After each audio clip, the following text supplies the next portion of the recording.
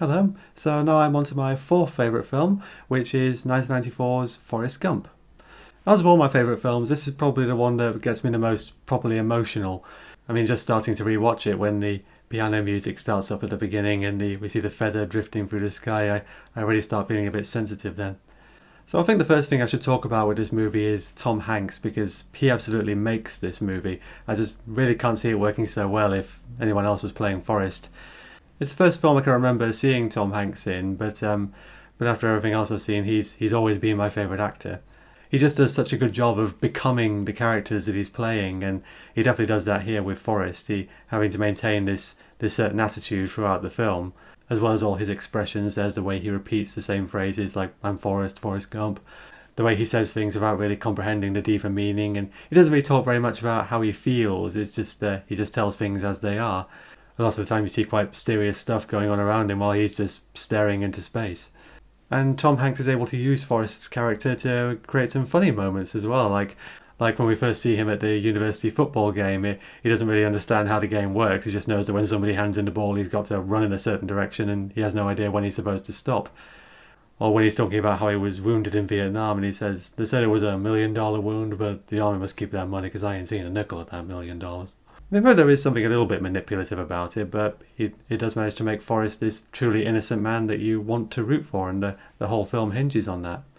I suppose one reason I love this film so much is I feel like I relate to Forrest to some degree because I have Asperger's syndrome, which I've briefly mentioned on my blog before. It's not the same thing as Forrest, obviously, but I do relate to some elements like having difficulty in understanding things that happen, and sometimes having difficulty in fitting in with people around you, particularly as a child. The film does have some great stylistic choices as well. It does some quite quirky things sometimes. I mean, towards the beginning we get this sepia tone of Tom Hanks as Nathan Bedford Forrest, dressing up like the Ku Klux Klan, and then incorporating him into this historical footage of the Ku Klux Klan. And then later on throughout the film, how the special effects are used to incorporate Forrest into various historical films and having meeting old celebrities. The use of the soundtrack is great. Every time you have a song on, it's appropriate for the scene and also the time that it's taking place. And overall, over the several decades that the film covers, it manages to cover American culture pretty thoroughly.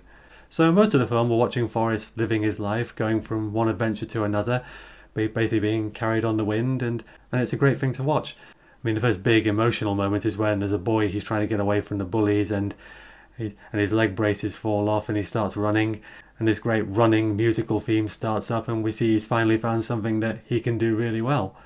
And it's that which by chance ends up getting him a football scholarship to the University of Alabama.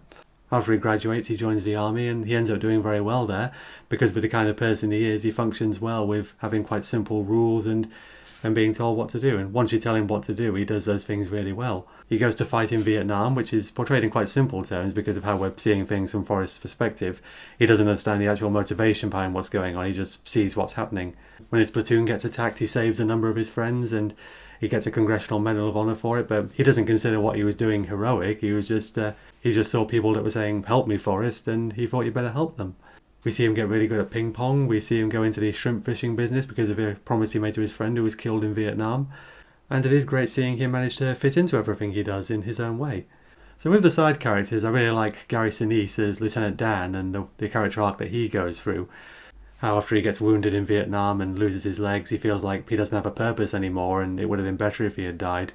And he's left on the street living off the government, feeling really bitter and resentful. And even though when Forrest stays with him, he's not actively, consciously trying to help him through it, he ends up being a good indirect influence on Lieutenant Dan and gives him a purpose and inspires him, and to the point that he eventually turns up to Forrest's wedding with new artificial legs and having become engaged. But of course the big relationship in the film is the relationship between Forrest and Jenny.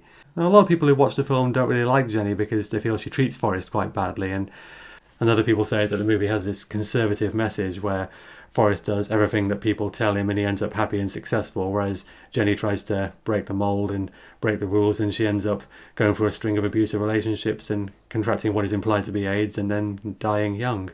And I can understand why people would think that, but personally I don't agree with it. The different jobs and adventures that we see Forrest going through, A, it's to make up a good story, and B, it's his niche. It's what works for him, not what would work for everybody. As for Jenny, I don't feel like the film is punishing her, it's just giving her an interesting character arc. We see she has this unhappy childhood and gets abused by her father, and And she's definitely not to blame for that, but it's not going to do her self-esteem any good in later life. She might feel like she doesn't deserve any better. And she does genuinely care about Forrest. We see that she's afraid for him when he's going to go to Vietnam. But for most of her life, she probably feels like she can't really seriously consider a relationship with him because of how he is. She can't see inside his head. She doesn't know whether he really does understand love. You have to remember, we're seeing things from Forrest's perspective. For Forrest, it's very simple. He wants to be with Jenny and he has this instinct to protect her, but for Jenny it is more complicated than that. But with it being from Forrest's perspective, I do want to see them get together as the film progresses. Eventually it all culminates in Forrest and Jenny having a son, and Jenny finding some peace with her life, and they get married, but they only manage to have a short time together before Jenny dies. And the scene where Forrest is talking to Jenny's grave, that does make me cry, that scene. There are very few movies that do make me cry, even when I was quite young. I mean, when Mufasa dies, nothing. Where first 10 minutes of Up, not a tear. But this scene where Forrest is talking to Jenny's grave, that does get me going. As to whether the film really does have any messages, I would say that the key to that is the beginning and the end, as we see the feather floating through the sky, because ultimately the feather does reflect Forrest's life, and it does probably reflect all of our lives in some way. None of us completely understand the world, and none of us can plan every single thing out. Sometimes we're all carried from one thing to another, and we make the best of it. And then towards the end, where Forrest is talking to Jenny in bed and he's remembering all the little happy memories from the places he's been, like seeing the stars in Vietnam and watching the sunset on the dock. And I really like that kind of thinking as well. There's plenty of bad things that happen to us, but we always have those little moments that we can look back on. For a little while, whenever I rewatched it, I was a bit dissatisfied by the ending, where we just see Forrest sitting there. I kind of felt like maybe he should be a little bit more active or something, but ultimately it's not a bad ending. He is contented and he's got his whole life ahead of him. So Forrest Gump is a film that you can interpret in a number of different ways, which is one of the reasons why it's so great. So let me know what you think of it in the comments, and thanks for watching.